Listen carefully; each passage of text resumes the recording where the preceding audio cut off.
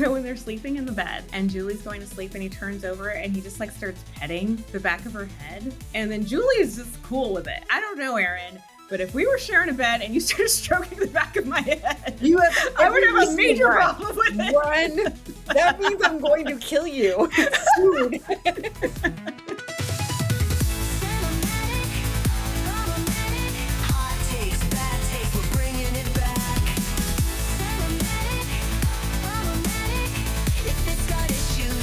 You're back. Hello, and welcome to Cinematics Problematics, where we celebrate your guilty pleasures. I'm Krissie Rettig. And I am Erin Maxwell. And today we are looking at the 1982 movie Tootsie, directed by Sydney Pollack. It is a high concept comedy about an unemployable actor played by Dustin Hoffman who solves all of his career woes by disguising himself as a woman and getting himself on a soap opera where he accidentally becomes a feminist icon. Things take a problematic turn, though, when he accidentally becomes a huge, massive success. And he falls in love with his co-star, and then his co-star's father falls in love with him. It is a fast, funny, and packed with legendary performances, and it is a wonderful, wonderful movie that we all love. But 4 decades later, it's a little problematic. Just a tad. Modern audiences have had a few issues with it here and there, and we're here to discuss those issues. Some of those issues have to deal with the fact that not all of the women on that soap opera kind of get a fair shake. It asks viewers to laugh about some of the issues with the women on that show. It also has problems with the gender performances and makes women a lot of the punchlines sometimes, including Dustin Hoffman and how he's perceived on that show. Other recent critiques have to do with the power dynamics, romantic manipulations, and just basic workplace harassment. But today we're going to talk about it. And that movie is directed by Sydney Pollack, who is also stars in it. And it stars Dustin Hoffman, Jessica Lange, Bill Murray, who I always forget is in this film. For sure. Garr. And it has a runtime of 1 hour and 57 minutes. Krissie, what was the first time you saw Tootsie? Okay, so I saw Tootsie, I believe, the first time as like early teenager, and my mom was actually the one that would always talk about Tootsie, but she would call it Tootsie, and she'd be like, "I love Tootsie. Tootsie's so funny." And so, like, I was like, okay, so I have to go back in time and I have to like rent this video because I need to see like what all the hoopla is about. Because my mom was actually right about Mickey and Maude too, which was hilarious at the time, which is similarly kind of problematic nowadays. But I watched the film, fell head over heels in love with it, thought it was like the funniest thing, and thought that Dustin Hoffman was like inspired casting. I thought that it was just quick and snappy and just a ton of fun. And like, honestly, like a lot of the issues that we talk about today, like did not register with me that much when I was younger. But like, I think I rewatched this, oh God, it must have been maybe about 5 years ago. And then I was just like, huh. To some of the stuff, like not to the degree where I was just like, oh my God, I'm so offended right now. But a lot of the issues with it they're done for comedic effect, which makes it a way more forgiving because it is kind of funny. But at the same time, it is sending some confusing messages about feminism because it is about a man who basically takes a woman's job to become an actress on a soap opera, and he learns about feminism in the meantime while also treating some women in his life like shit. But in the end, it's kind of like, oh, everything's like happy and joyful, and he, gets the girl and everything, and so we're supposed to be okay with that because, I mean, Michael is a very charming guy. Kind of. He's kind of problematic as well. Like method actors tend to be. Michael's charming at all, actually. Method actors tend to be not charming. Dorothy's charming. I think Dorothy is super Dorothy's great. Oh my God, I want to hang out with Dorothy so bad. Yeah, Dorothy's great. I don't think Michael's charming at all. I think Michael is a dick. I think he is a dick, but he's a dick who's charming some of the time. It's in my opinion. Like because I think it's just because he's funny. Like Dustin Hoffman is just very funny in this. I almost can't imagine like somebody else doing the role quite like this. So anyways, so that was my first takeaway. Like when I first watched it, fell in love with it, didn't see any problems with it. But now there's a couple. What about you, Erin? This was during my parents' divorce. Oh. And so during this time, my mom took me and my sister to a lot of movies that you wouldn't probably take like an 8-year-old and a 6-year-old to, or a 5-year-old or a 7-year-old to, because she didn't have babysitters. So it was during this time we saw like Educating Rita. We saw Mickey and Maude. We saw all Uh-huh. those movies because just we didn't have a babysitter. So I saw this in the theater. Nice. Didn't understand it really. I mean, Hmm. I understood what I could get from it, which was Mhm. a man dressing up as a woman, and I got the funny bits. Right. I liked it when he yelled. I liked it when he cussed. I got all this. And then I think it was broken down for me better in the Mad Magazine parody. Yeah. So I understood more of it from then. And then when I consistently replayed on HBO. So I saw Mhm. a lot as a kid. Yeah. And I don't think that any of it really, the bad parts of it or any of the issues with it, any really resonated with me until I was much, much older. Mhm. Yeah. It is one of those movies where will always still have fondness for this film. Of course. And then the reason is because Dustin Hoffman is so good in this film. Yeah. Yes. Everybody in this film is fantastic. They are all doing their job. Yes. And even Bill Murray, who I Oh my god. always Yes. consistently forget that he is in this film. And he is only doing improv. Oh my god, he's only doing improv. He is there just to, like, crack us up Yeah. and to just, like, make offhanded comment like, I don't even know, like, what was in the script and what isn't. Like, it just He seemed like doesn't, so Bill Murray. as far as I can tell, like from what I read, they just kind of gave him a vague outline. That's what And it then seems like, but it's everything like, else let is him cook. I mean, it's amazing. yeah, and he's so funny, and this script is so fantastic, and Mhm. everything about it is so great. But again, there are really big issues with this film in the way that women are treated and depicted, and it does have really good intentions. Mhm. It does. It has great intentions, and Dorothy is made to be an icon in so many ways. And in so many ways, she succeeds, in so many ways, she falls flat. And that's what we're here to discuss. Mhm. And so, yeah, and that's everything. And again, Jessica Lange won an Oscar for this. This is a very well received movie. And I would always recommend this film. I will always recommend this film. Mhm. Absolutely. It's a classic. I mean, it's kind of like Tootsie walks so Mrs. Doubtfire could run. You know? Again, and it's like a long line, another movie where it's like you have a man in a role of a woman, but not a credible woman.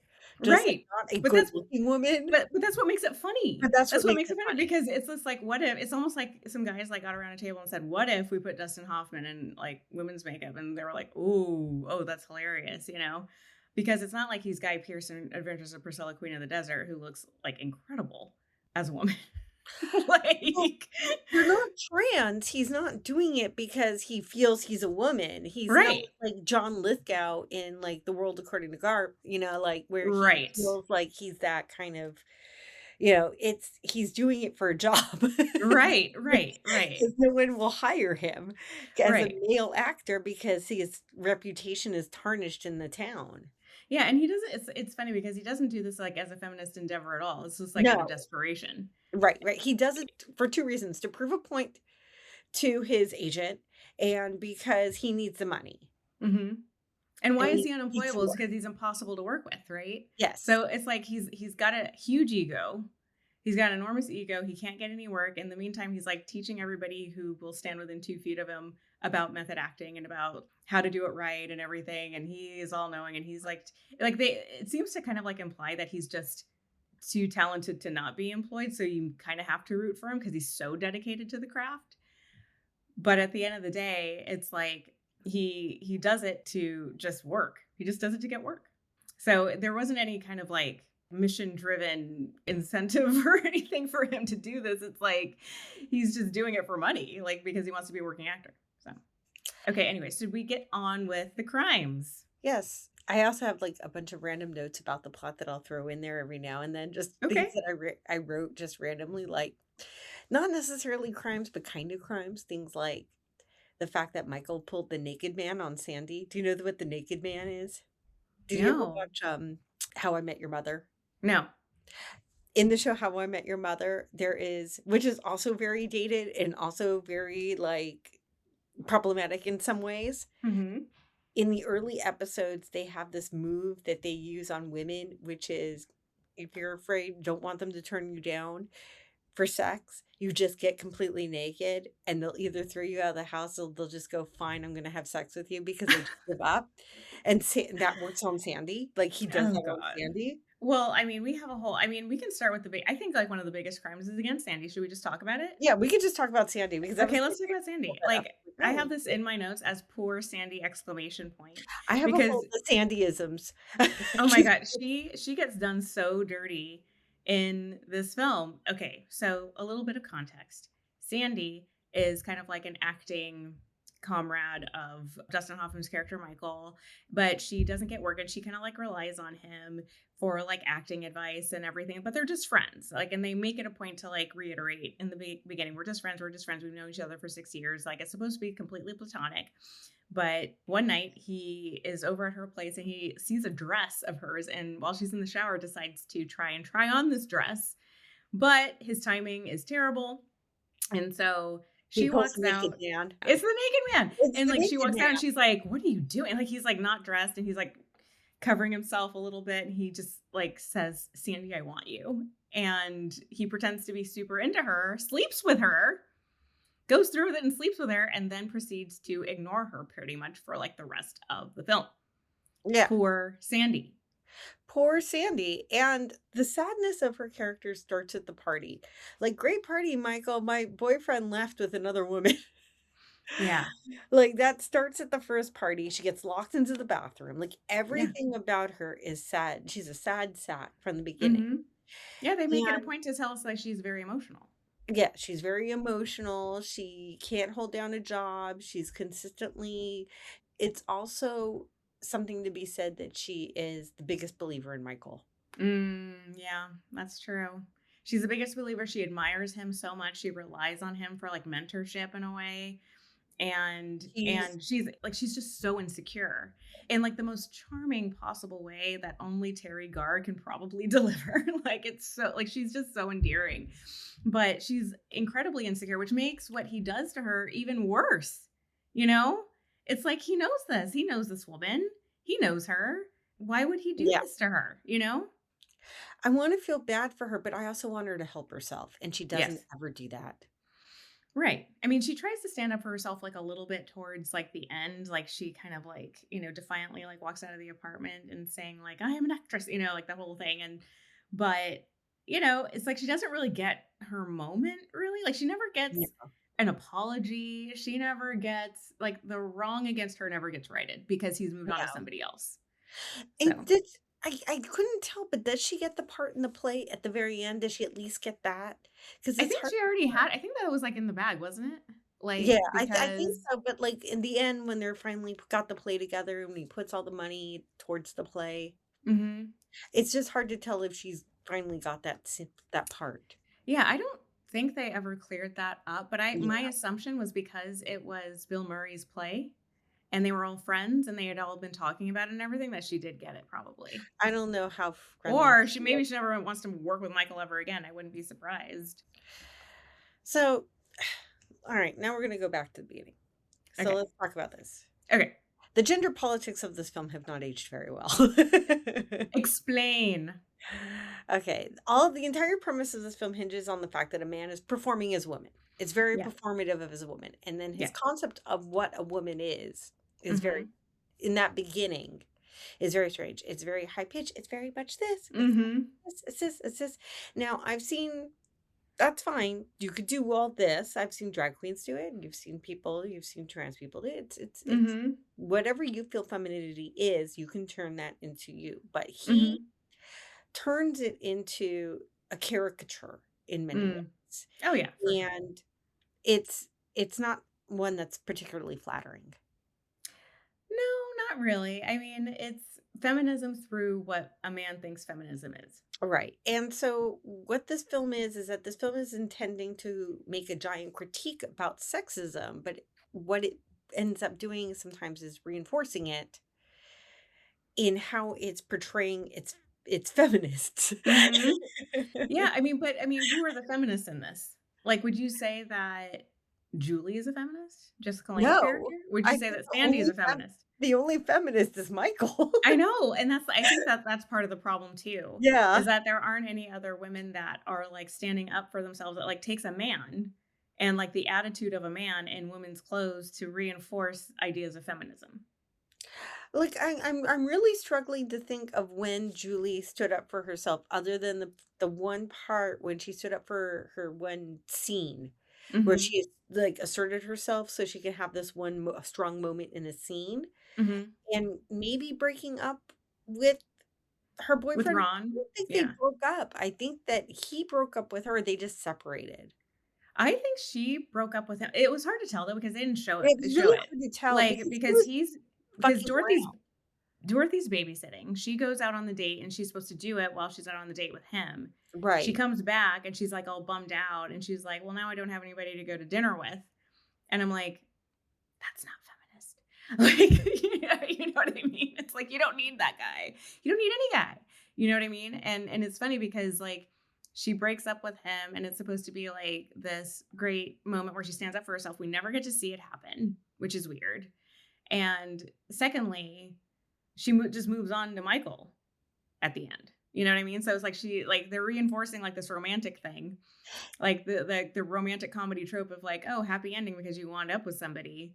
Is that feminist? I don't No, know. it's a common problem in this film. It wants to assert itself, but it never really fully does. And Hmm. in fact, and instead what it does is it pulls back and either goes for the laugh. It just doesn't stick the landing.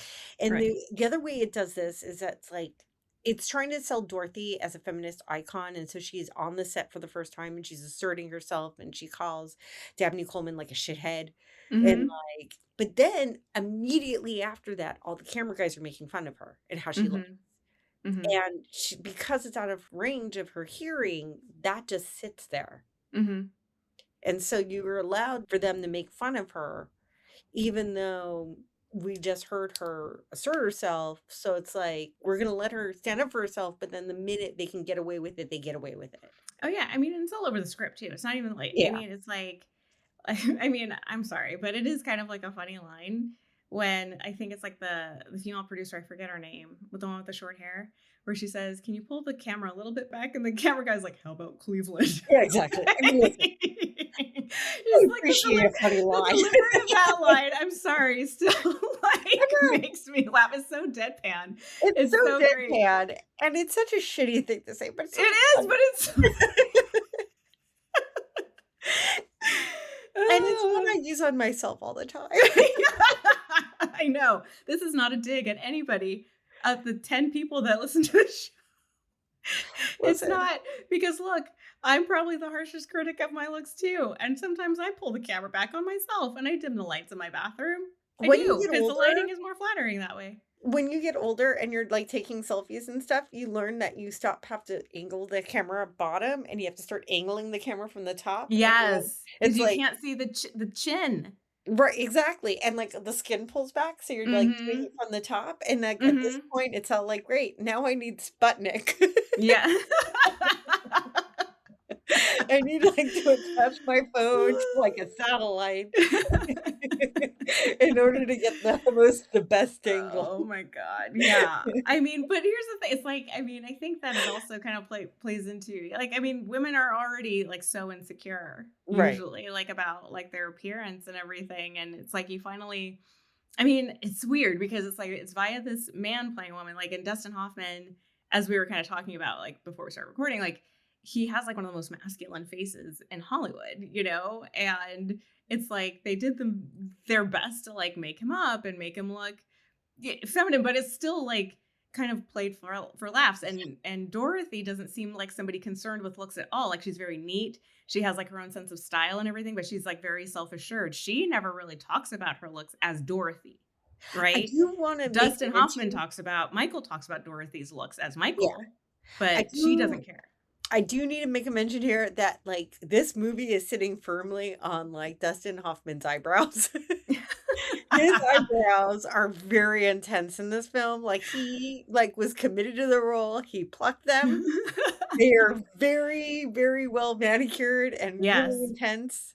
Yeah. Good on him. Right. No, I mean, he went for it. He Like, went he for it. he he left it all on the dance floor, you know? Yeah, yeah, no, they were angled, they were Yes. scary. Yeah, I mean, and the makeup, I mean, look, I mean, Dorothy did a great job on her makeup too, considering, all the things that he had to cover up. So, well done. Well Yeah. done. Okay. So we have like it's kind of warped idea of feminism. We have sexual harassment. Do we want to dig in more about the sexual harassment? Well, I wanna dig in a little bit more about Michael as a problematic character, Okay. and the reason I feel like Michael is just incredibly problematic, and it's just, like, he uses Dorothy to dig info into Julie, and he Mm-hmm. uses that's a really shitty thing to do. Mm-hmm. So he uses his position as her friend in the Dorothy persona so he can dig into her at a party, and then whatever information he finds in her, he uses to hit on her. Oh yeah, that was such a slimy part. I'd actually It's kind of so forgotten about that slimy. part. It Yeah, was so the part that Erin is talking about is okay, so like Julie and Dorothy have already kind of formed a bond like on the set and everything, but Michael goes to this party that is casting his agent, I guess. His agent like invites him to. So right. he goes into sight, but in this like really intimate moment before, like when Julie and Dorothy are talking in a scene previously, she said, I just kind of wish a man would just come up to me and say, I think I find you interesting and I'd really like to, spend the night with you tonight, And so Michael clocks that as Dorothy and then uses the same exact line on her at this party and she throws a drink in his face. Good, And I'm she glad. should because it Yay. was such a slime move. It's like it's nothing he It's would have thought on of his own. Like he never would have done that. Even though like his come-ons at the very beginning of the film were similarly just kind of like terrible come-ons like to the women like at this other party that kind of kicks off the film. It's all just very shallow and it's just like, "Hey, you have a nice blouse." He's like touching people's blouses and shit. It's like, "Dude, back off," you know? he He's consistently uses his position of whatever it is, if whether it's a position of power, whether it's as a teacher, whether it's as an actor, whether it's someone that he's admired, whether it's whatever it is, he's consistently using it in order to gain upper hand so he can hit on women. right. And it's gross. It's It's super very gross. yeah. And another example is when he is in the dressing room with Gina Davis. Um, Oh, and poor listen, Gina Davis. he could have easily excused himself, but he Mhm. didn't. Instead, he gets to watch Gina Davis do all sorts of exercising in her underwear. Mm, And we've discussed that he's Satan incarnate when it comes to Sandy. Because yes. again, Oh, it is a position of power. He is her teacher. and a friend. Clearly, it's Like, they're someone supposed that to be a he, friend. He yeah, and a broke the friend friend and someone bond. that he admires. Yeah. He broke the friend bond for sure. Like, I mean, he took like her trust and her feelings and her insecurity and he completely exploited it. So, Michael in a lot of senses is not a good guy. No, if we let this movie run a little longer, he would have found a way to exploit Bill Murray. He would have He was just probably like, already not paying that guy rent. He was probably I know, just he's doing freeloading off rent of and his rent. stew. Oh my god. Yeah, so, yeah, Michael is as Michael, he is a pretty problematic guy. He still has, like, a certain, I don't know, magnetism or charm, in my opinion, even though, like, a lot of the things that he does are, like, repulsive. I think it's probably only because, like, he plays Dorothy so well that endears me to Michael in a way? I don't In the know. moments where he is frustrated, in the moments where he's angry, in the moments where he is feeling the upset of being a woman, like, I like the moments where he's talking about where he couldn't get the handbag. Mhm. Like, that Yeah, was that was funny. endearing to me. That was Yeah. the fun part. He's like, That "Now I was have no like, handbag." I've everything I learned, about being a woman, I learned in a Loman's dressing room. You It's get true, and when he's talking about his outfits, he's like, "I can't wear that, it makes me look too hippie, like, it cuts that me across the no, bust, it makes me understood. look like this."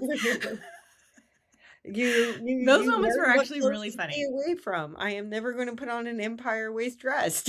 Right, right, but I mean, he has, like, a very, like once you, like, add in, like, the 1960s cone bra, he's got, like, a little bitty waist. He actually, like, wears women's clothing, like, pretty well. He's Um got a very boxy figure, and then he puts in the booty pads, and then he puts Mhm. in the things, and that, like, really makes him but he's a very svelte human being. Yeah, he's very So straight. yeah. So Mhm. once you put in the booty and the boobies, then everything kinda comes alive. Mhm. And then the little dresses that he wears, like, they're kind of pencil dresses in a way. Mhm, Like, mhm. they're very matronly, but they tend to work when you Right, have that kind of figure. I have a few of right. them No, because they did a great I'm very straight as well. they did a great job of making Dustin Hoffman a woman as much as they could make him a woman. Yes, they Like the hair is not doing him any favors, and it is totally not. Whoever did that hair for him does not like him. The hair and the glasses are the worst ones, the worst thing for him. If well, they had just given him a lovely fall, if they had he's given him supposed to be church lady. He's supposed to be like this stern, like, hospital administrator. I know, but, like, I can forgive the glasses because it was the '80s, and honestly, I had the same exact glasses.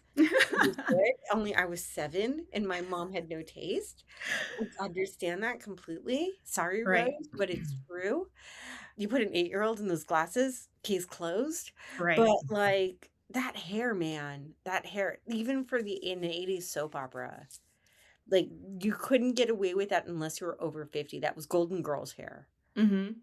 Yeah, I mean, but it works for this type of character, right? Because she is like she's got like that voice that is very sharp and like very just like she's very like defiant, she's very orderly, she like demands respect, and so I don't know, it's like for somebody who's like playing like a hospital administrator, I don't know, I think they kind of nailed it in my opinion. I don't know if they gave it to him because he's a man and he doesn't know how to deal with long hair, Hmm. or if we've just learned to accept it because it's Tootsie, and then we've just learned to accept That it. was I mean, okay, you and I know 80s movies pretty freaking well, This right? is true. If you go back to like a lot of 80s movies and you have like the school secretary or you have like the office secretary or you Yeah. have like any of those and they're a little bit older or something, they kind of look like this. You know? Like this is not a new look. This is like an I mean, established 80s look. I guess so. I guess if he's supposed to be in his 40s, Was but I Dustin thought he Hoffman was in his supposed to 40s be in his 30s because usually if you'd be like administrator, you'd have the bun, now? right? Okay. I mean, not if you had short hair. This is a very important conversation that we're having. This conversation is so important. We don't mean to box women in and what kind of style they can have in a certain role, but I mean the makeup and the hair and the costuming like have a certain iconography that projects a certain feel of a person, right? It And she comes does. off as like very church lady, very kind of like straight and narrow, and like this character reminds me of kind of like probably like one of the more exaggerated examples of like this spicy office assistant or whatever it is like that you I had just back in the think that it 80s. would be more of a bun and be a little bit more glamorous, but I understand it's Dustin Hoffman, you work with what you can get. Right. I mean, and also they probably wanted to cover his face a little bit and like frame it very Yeah, closely. I feel like that is the correct answer, yes. So, now I come across the big issue, which Oh, is we the haven't number hit the big issue yet? no, we haven't hit the big issue, but now Oh we do, shit. Okay, let's go. and that has to deal with consent. Okay. This movie has a really big issue when it comes with consent because Dorothy, Michael builds friendships, builds romantic trust, and he does a lot of things under the guise that he is falsely a woman. He did Mhm. not have to live this second life as a woman. Mhm. He could That's have true. easily have lived his life as Michael. He could have gone Mhm. home and been Michael. He didn't have to forge a friendship with Jessica Lange's character or her father Right. or anybody else as Yeah. Dorothy. He could have just gone home and been Michael, but he didn't. He built a second completely fake life for himself. Right. And And and to your point earlier, like he uses it to kind of like manipulate Jessica Lange's feelings and to yeah, get access to her that he would never get access right. to as And a he man. did this for access. And Mhm. it comes down to he did this all to manipulate Julie. He did this all to manipulate a bunch of things. And in doing that, it comes down to consent. Like Yeah. he had a weekend away with Julie and went to the father's ranch and slept in her bed and Okay. Okay, speaking of that part, by the way, and I had kind of forgotten about this part too. So when they're sleeping in the bed, they're sharing the bed, and Julie's going to sleep, and he turns over and he just like starts petting the back of her head. And then Julie is just cool with it. I don't know, Erin, but if we were sharing a bed and you started stroking the back of my head, You have I would every have a reason to major run. problem with it. Run. That's single. If I ever do that to you have my That permission. means I'm going to kill you soon. That is You the have my sign permission to for beat the crap out of me. Like, I what like was your that? hair. I wonder what it looks like on my head. I don't know. Okay, are we weird? Like, is it weird that like I don't have any girlfriends that I've ever pet the back of their head up in bed? No, you should never do that. Is Don't this do just a that. thing that happens that I don't know about, and maybe Dustin Hoffman and does?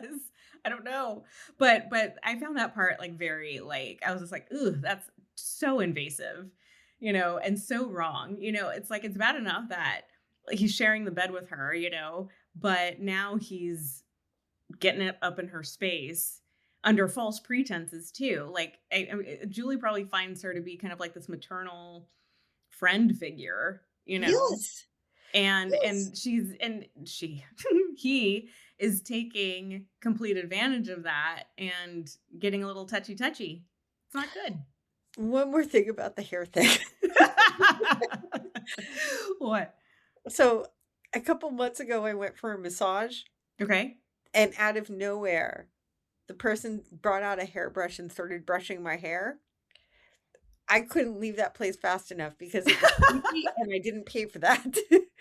Okay. At one That was a service I was paying for. If a friend did it, I couldn't fucking leave fast enough. That is Yeah. not okay. Yeah, not good. Well, I did a massage once in Thailand. I got like this really expensive package. It was like, well, okay, it was Thailand expensive. Like it was like several $100s for like a 4-hour thing because I was like in treat myself mode, right? But it was beautiful. It was gorgeous. They pampered me so much, so much. And as a sequel to your story, she decided to not only brush my hair, but braid it. She gave me like one of those like reverse French braidy type of things. I mean, and I was like, I didn't pay for that either. And it was a little bit weird. But It's a little weird. But it was fine. It was like, I mean, it's like I'm here for 4 hours. I'm gonna like take full advantage of like this is what you got. I'm here for it. I'm here for the full experience, But it was unexpected. Yeah, But since she was like a professional, it's like I trust a professional though. It's like she's probably done this like a million times. So I felt fine about it, I guess, in the end, even though it was like a little bit strange when it started. my initial thought is this person starts fucking singing, I'm out of here. Mm-hmm. Like, they start singing like Russian like lullabies. And I'm like, listen, if I start touching your hair gently while you're sleeping, it means I'm about to put on Goodbye Horses. No, if I start touching your head, out of it. if I start touching the back of your head while you're trying to fall asleep, it means I'm about to murder you. Yeah, that's the only thing. Or that's make the only thing. something. Like, why else would I do that? No, there's no good reason. No, not at all. It's just like, stay calm. It'll all be over soon. Ha! So Michael has. Sorry. Go ahead. I'm sorry. I don't mean to distract you. So that was the big issue. That was my number one big issue that Okay. I somehow, for some reason or another, put in the middle of my list. Mm-hmm. And then I have a bunch of also big issues, but they're smaller, I guess. So things Okay. like good old-fashioned homophobia. Oh, yeah, the homophobia. Yeah, because listen, Charles Durning, his reaction straight up said to him, like, if you had kissed me, I would kill you. Mm-hmm. Not a great reaction. Nothing you really want to hear. No. Again, he was tricked. That's not good. Yeah. And I mean, and they keep on making quips about like him needing psychiatric help because he's dressing as a woman. And this is coming from his agent who knows exactly why he's doing it. It's like he's obviously doing it for a role so he can be a working actor. And that should have been like kind of like the end of it. But because he's like dressing as a woman, apparently that is like some kind of mental illness, which we all know it is not. He also says the line, I learned empathy by pretending to be you. And I think that Michael says that to Julie at the end of the film. Yeah. Mm-hmm. It's not great. Yeah, he was like, I'm better with you as a woman than I ever was as myself as a man, or something to that effect. And it's like, I mean, he's right. Man.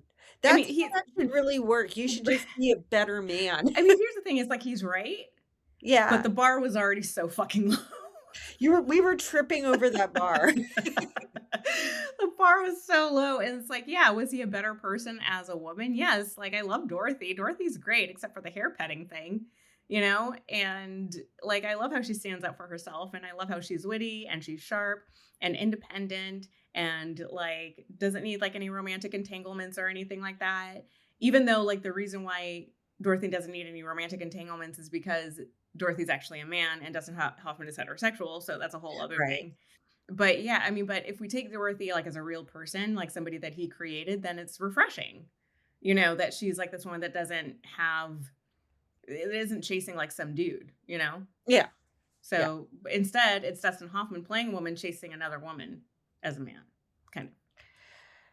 And that's everything, I think. I think I unpacked everything. I think, like, now I feel lighter. I feel Okay. happier. Well, you got the heavy stuff out. Okay, one other thing I do want to add Yes. that we discussed a little bit Okay. is just the female characters in general. Like the only Oh, yeah. person with depth is Dustin Hoffman's character. Everybody else is kind of like a side character or a caricature. I would have loved for Jessica Lange's character, Julie, to have had a little bit more depth.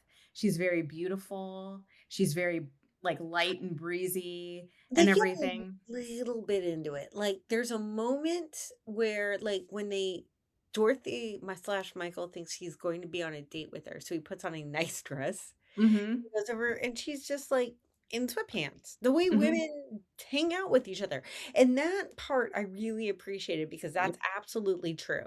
Like, Right. if I'm like, "Hey, you wanna come over and hang out at my apartment? Great. I don't dress up for you because 'cause you're my female friend. We're friends. If I'm in sweatpants, you're lucky. You're If you blessed." saw what was on underneath this, you would know that we are like this, Yeah. okay? Like, we're close. Like, I don't dress up for my girlfriends either. Like, if they come over, like, in male boxers and a t-shirt, I'm like, "Let's go. This is it. This is, like, comfy clothes. This is comfy time." I'm all about Exactly. my Like, Biore joggers and my bun and my ponytail. and she had a baby. Like, we were lucky to get her in, like, a matching sweatsuit. Right, exactly, exactly. But she probably has help, if I'm being honest. Like, she probably, She like, makes did. She enough money. had that She has a one, nice like, place. nanny that what she's scared of. Right. Oh, Yes. that's right. That's right, I forgot about the nanny. Okay. Yes. But yeah, but Jessica Lange's character so Julie doesn't have we don't find out I don't know, it just felt like it was kind of like a surface level, a very lovable, a very endearing surface level, but, like, I wish that we could have just, like, gone, like, a little bit deeper with her, like, and gotten more of the feminist message through her than through Dustin Hoffman. Like, I would have Especially loved that. as a single mother. She Yeah, was as a single right mother. there. Mhm. Yeah, and poor Sandy. Like, I love Sandy. Like, Sherry Garr is just so Phenomenal. freaking I mean, she's so good. She's so good, and she was so perfect in this, and you wanna root for her because she just seems if there's something about her that, like, you just want her to win. You want her to get something in the end of this, you know? It's like you want her to be happy. You want her to stop being abused by Michael, you know? And it's so sad because, like, right after he sleeps with her, like they're supposed to make dates. He keeps standing her up to go hang out with Julie. Like it's a typical, you know, dude thing. It's just like, oh, I've got something better waiting for me over here. I'm going to ditch Wasn't my it, like, commitments over on here her birthday too? It was, like, on her birthday. Yeah, and the thing is about Sandy's character too is that she forgives a lot. She forgives a lot from this guy, and that made me sad because I wanted her to have her moment where she like takes this guy down for treating her like shit, and she never really gets that. So it is getting back to like the whole point about how a man is still the best, or the message of the movie is that a man is kind of like the best delivery mechanism for feminism in society. You know, he even took a woman's job. Damn him. that all said, Yes. the scene where he has the meltdown on live television Oh, the is end, at the very like end. I where he could tells the watch story about I could the watch that a long million lost times. the long lost brother of Emily Kimberly or The something. long lost brother, I'm he has to Edward get out of his Kimberly. contract, Yeah. and he can't figure out a way to do it because he's locked in for another year, and so he needs to be able to leave his contract, and the only way he figured it out is that every now and then the show goes to live, because the Mhm. tapes get destroyed. So it's just one of those circumstances where where they're going live, and it happens to be on the scene where it's the big night of Emily Kimberly's big party, where Mhm. they're celebrating her coming to the hospital, and she goes into a giant diatribe about how she was there and how there was this other girl and she gave birth and she was a single mom and everybody made fun of her, and then Yeah. she's like living like she is ending up dying of dysentery or And something. then, like, moving to Tangiers at some Yeah. point.